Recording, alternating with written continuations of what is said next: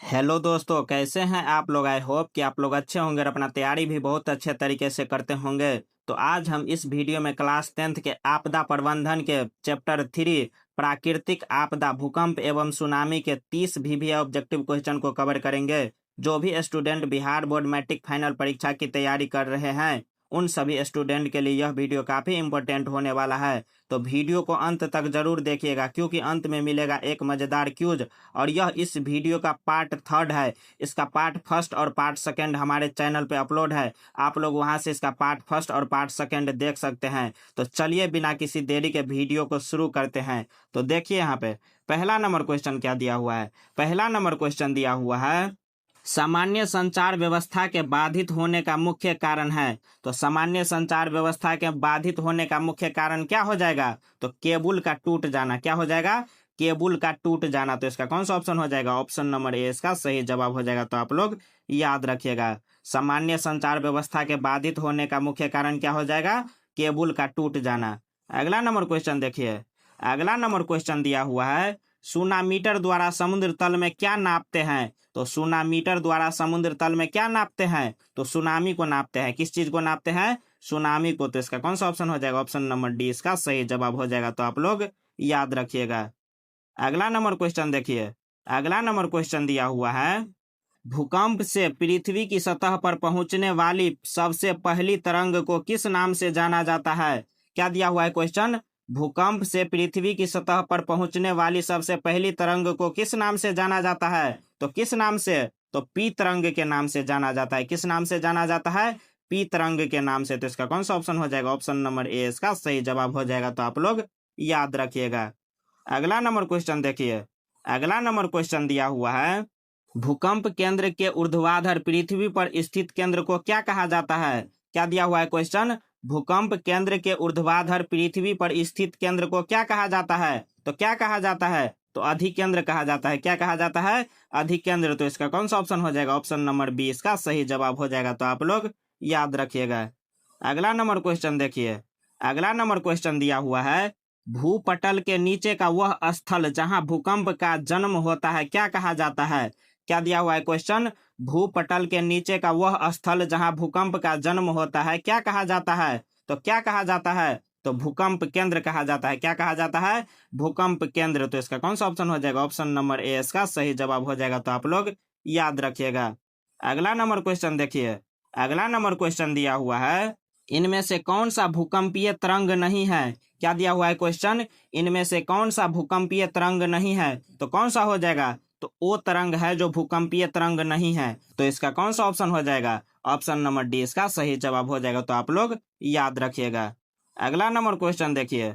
अगला number question दिया हुआ है, भारत को कितने भूकंपीय क्षेत्र में बांटा गया है। क्या दिया हुआ है क्वेश्चन, भारत को कितने भूकंपीय क्षेत्र में बांटा गया है। तो कितने भूकंपीय क्षेत्र में बांटा गया है, तो 5 भूकंपीय क्षेत्र में बांटा गया है। कितने भूकंपीय क्षेत्र में बांटा गया है, 5। तो इसका कौन सा ऑप्शन हो जाएगा, ऑप्शन नंबर सी इसका सही जवाब हो जाएगा। तो आप लोग याद रखिएगा। लेकिन अब 4 जोन है भूकंपीय क्षेत्र के। कितने जोन है, अब 4 जोन है। जोन 1 को जोन 2 में मिला दिया गया है। कितने में मिला दिया गया है, जोन 1 को जोन 2 में मिला दिया गया है। तो ये बात आप लोग याद रखिएगा। वर्तमान में 4 जोन ही है। जोन 1 को कितने में मिला दिया गया है, जोन 2 में मिला दिया गया है। अगला नंबर क्वेश्चन दिया हुआ है, सुनामी किस स्थान पर आता है। तो सुनामी समुद्र में आता है। किस स्थान पे आता है, समुद्र में आता है। तो इसका कौन सा ऑप्शन हो जाएगा, ऑप्शन नंबर बी इसका सही जवाब हो जाएगा। तो आप लोग याद रखिएगा। अगला नंबर क्वेश्चन देखिए। अगला नंबर क्वेश्चन दिया हुआ है, 26 दिसंबर 2004 को विश्व के किस हिस्से में भयंकर सुनामी आया था। क्या दिया हुआ है क्वेश्चन, 26 दिसंबर 2004 को विश्व के किस हिस्से में भयंकर सुनामी आया था। तो किस हिस्से में भयंकर सुनामी आया था, तो बंगाल की खाड़ी में। तो इसका कौन सा ऑप्शन हो जाएगा, ऑप्शन नंबर डी इसका सही जवाब हो जाएगा। तो आप लोग याद रखिएगा। अगला नंबर क्वेश्चन देखिए। अगला नंबर क्वेश्चन दिया हुआ है, सबसे खतरनाक तरंग कौन है। तो सबसे खतरनाक तरंग कौन हो जाएगा, तो एल तरंग है जो सबसे खतरनाक तरंग है। तो इसका कौन सा ऑप्शन हो जाएगा, ऑप्शन नंबर सी इसका सही जवाब हो जाएगा। तो आप लोग याद रखिएगा। अगला नंबर क्वेश्चन देखिए। अगला नंबर क्वेश्चन दिया हुआ है, बस्ती या मकान में आग लगने की स्थिति में क्या करना चाहिए। क्या दिया हुआ है क्वेश्चन, बस्ती या मकान में आग लगने की स्थिति में क्या करना चाहिए? तो क्या करना चाहिए? तो अग्निशामक को बुलाना चाहिए। क्या करना चाहिए? अग्निशामक को बुलाना चाहिए। तो इसका कौन सा ऑप्शन हो जाएगा? ऑप्शन नंबर सी इसका सही जवाब हो जाएगा। तो आप लोग याद रखिएगा। अगला नंबर क्वेश्चन देखिए। अगला नंबर क्वेश्चन दिया हुआ है, बाढ़ के समय निम्नलिखित में से किस स्थान पर जाना चाहिए? क्या दिया हुआ है क्वेश्चन, बाढ़ के समय निम्नलिखित में से किस स्थान पर जाना चाहिए? तो ऊंची भूमि वाले स्थान पर। किस स्थान पर जाना चाहिए? ऊंची भूमि वाले स्थान पर। तो इसका कौन सा ऑप्शन हो जाएगा? ऑप्शन नंबर बी इसका सही जवाब हो जाएगा। तो आप लोग याद रखिएगा।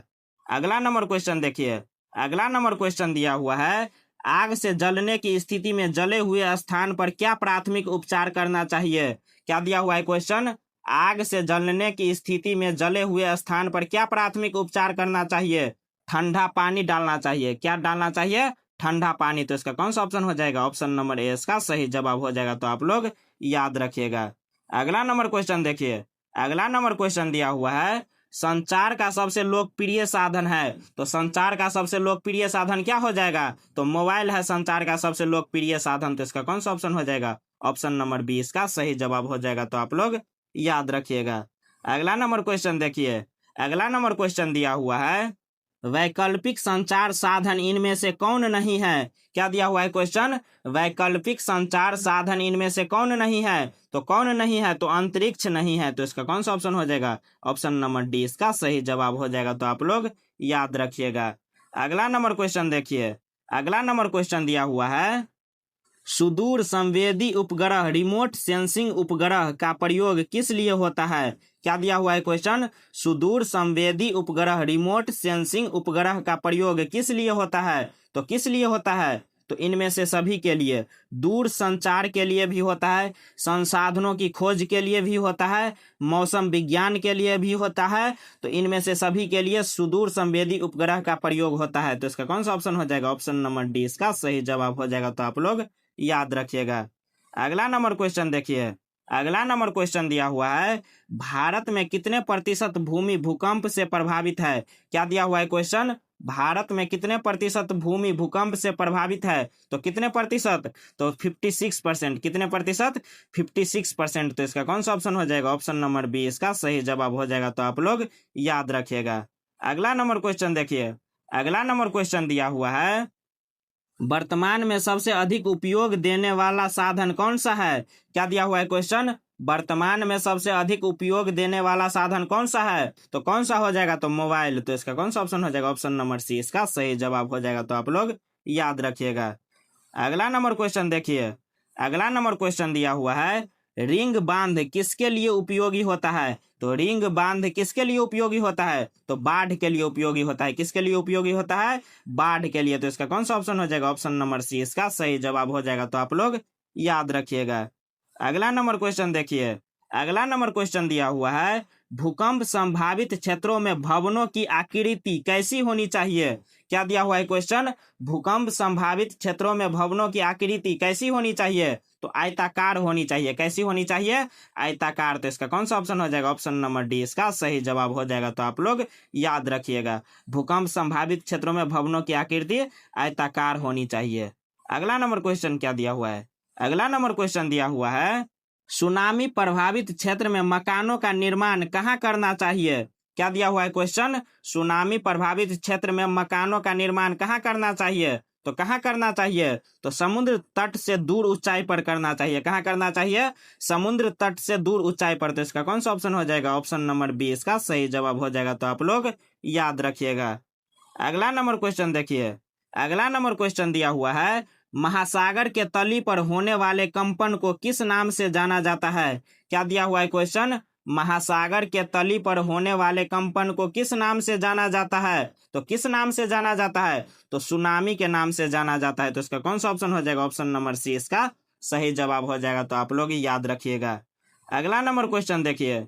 अगला नंबर क्वेश्चन दिया हुआ है, भूकंप अथवा सुनामी से बचाव का इनमें से कौन सा तरीका सही नहीं है? क्या दिया हुआ है क्वेश्चन, भूकंप अथवा सुनामी से बचाव का इनमें से कौन सा तरीका सही नहीं है? तो कौन सा तरीका सही नहीं है? तो भगवान भरोसे बैठे रहना ये तरीका सही नहीं है। तो इसका कौन सा ऑप्शन हो जाएगा? ऑप्शन नंबर डी इसका सही जवाब हो जाएगा। तो आप लोग याद रखिएगा, भूकंप अथवा सुनामी आएगा तो लोग भगवान के भरोसे थोड़ी ना बैठेगा। अगला नंबर क्वेश्चन देखिए, अगला नंबर क्वेश्चन दिया हुआ है, भूकंप का मापन किस यंत्र से होता है? तो भूकंप का मापन सिस्मोग्राफ से होता है। किस यंत्र से होता है? सिस्मोग्राफ से। तो इसका कौन सा ऑप्शन हो जाएगा? ऑप्शन नंबर बी इसका सही जवाब हो जाएगा। तो आप लोग याद रखिएगा। अगला नंबर क्वेश्चन देखिए, अगला नंबर क्वेश्चन दिया हुआ है, भारत के किस क्षेत्र को भूकंपीय क्षेत्र 4 में रखा गया है? क्या दिया हुआ है क्वेश्चन? भारत के किस क्षेत्र को भूकंपीय क्षेत्र 4 में रखा गया है? तो किस क्षेत्र को? तो हिमालयी क्षेत्र और पूर्वोत्तर भारत को। किस क्षेत्र को? हिमालयी क्षेत्र और पूर्वोत्तर भारत को। तो इसका कौन सा ऑप्शन हो जाएगा? ऑप्शन नंबर बी इसका सही जवाब हो जाएगा। तो आप लोग याद रखिएगा। अगला नंबर क्वेश्चन देखिए, अगला नंबर क्वेश्चन दिया हुआ है, सुनामी चेतावनी प्रणाली का उद्देश्य क्या है? क्या दिया हुआ है क्वेश्चन? सुनामी चेतावनी प्रणाली का उद्देश्य क्या है? तो क्या हो जाएगा उद्देश्य? आने वाली सुनामी की सूचना देना। क्या हो जाएगा उद्देश्य? आने वाली सुनामी की सूचना देना। तो इसका कौन सा ऑप्शन हो जाएगा? ऑप्शन नंबर डी इसका सही जवाब हो जाएगा। तो आप लोग याद रखिएगा। अगला नंबर क्वेश्चन देखिए, अगला नंबर क्वेश्चन दिया हुआ है, भूकंपीय तरंगों की तीव्रता मापने वाले पैमाने को क्या कहते हैं? क्या दिया हुआ है क्वेश्चन? भूकंपीय तरंगों की तीव्रता मापने वाले पैमाने को क्या कहते हैं? तो रिक्टर पैमाना कहते हैं। क्या कहते हैं? रिक्टर पैमाना। तो इसका कौन सा ऑप्शन हो जाएगा? ऑप्शन नंबर ए इसका सही जवाब हो जाएगा। तो आप लोग याद रखिएगा। अगला नंबर क्वेश्चन देखिए, अगला नंबर क्वेश्चन दिया हुआ है, भारत में सबसे अधिक भूकंप किस जोन में आते हैं? क्या दिया हुआ है क्वेश्चन? भारत में सबसे अधिक भूकंप किस जोन में आते हैं? तो किस जोन में सबसे अधिक भूकंप आते हैं? तो जोन 5 में। किस जोन में? जोन 5 में। तो इसका कौन सा ऑप्शन हो जाएगा? ऑप्शन नंबर सी इसका सही जवाब हो जाएगा। तो आप लोग याद रखिएगा। अगला नंबर क्वेश्चन देखिए, अगला नंबर क्वेश्चन दिया हुआ है, भूकंप के ऊपरी केंद्र से पृथ्वी की सतह पर तरंगे किस कोण पर पहुंचती है? क्या दिया हुआ है क्वेश्चन? भूकंप के ऊपरी केंद्र से पृथ्वी की सतह पर तरंगे किस कोण पर पहुंचती है? तो किस कोण पर? तो 90 डिग्री के कोण पर। किस कोण पर? 90 डिग्री के कोण पर। तो इसका कौन सा ऑप्शन हो जाएगा? ऑप्शन नंबर सी इसका सही जवाब हो जाएगा। तो आप लोग याद रखिएगा। अगला नंबर क्वेश्चन देखिए, अगला नंबर क्वेश्चन दिया हुआ है, 2004 की सुनामी से भारत का कौन सा तटीय राज्य सर्वाधिक प्रभावित हुआ था? क्या दिया हुआ है क्वेश्चन? 2004 की सुनामी से भारत का कौन सा तटीय राज्य सर्वाधिक प्रभावित हुआ था? तो कौन सा राज्य? तो तमिलनाडु। तो इसका कौन सा ऑप्शन हो जाएगा? ऑप्शन नंबर ए इसका सही जवाब हो जाएगा। तो आप लोग याद रखिएगा। अब बढ़ते हैं आप लोग के आज के क्यूज क्वेश्चन की ओर। तो क्या दिया हुआ है प्रश्न?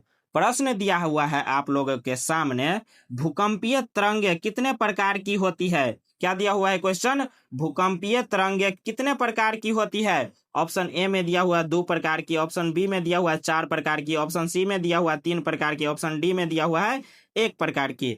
इसका आंसर आप लोग कमेंट में जरूर दीजिएगा।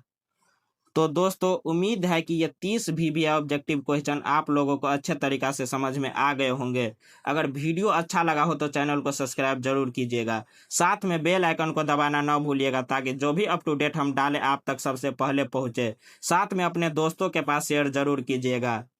और अभी हम जितना ऑब्जेक्टिव पढ़ाए हैं आप लोग उसका PDF लेना चाहते हैं तो हमारे टेलीग्राम चैनल मैट्रिक हब पे आप लोग ज्वाइन हो सकते हैं। वहां से इसका PDF आप लोगों को आसानी से मिल जाएगा। तो मिलते हैं अगले वीडियो में, तब तक के लिए जय हिंद। बने रहिए ऐसे और मजेदार वीडियो के लिए हमारे साथ।